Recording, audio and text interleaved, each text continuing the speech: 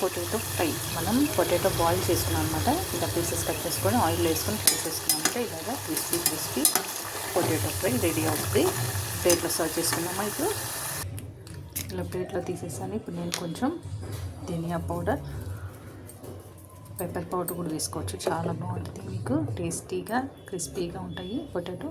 Red chilli powder,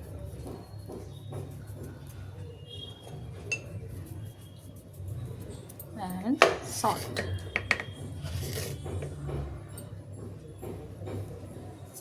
add చేస్తున్నాను. బాగా mix చేసుకున్నామంటే టేస్టీగా పొటాటో ఫ్రై రెడీ. సాల్ట్ వేడ్ చేసుకున్నాం చూడండి.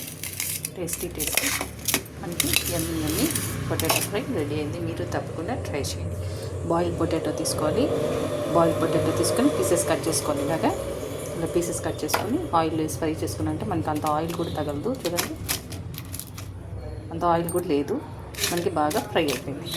కారం, ఉప్పు, ధనియా పౌడర్ వేసుకున్నాం, లేదా పెప్పర్ పౌడర్ కూడా వేసుకోవచ్చు. టేస్టీగా మీరు కూడా తప్పకుండా ట్రై చేయండి. Potato fry, yummy potato fry.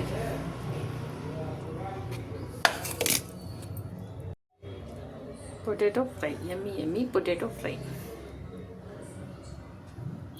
crispy potato fry.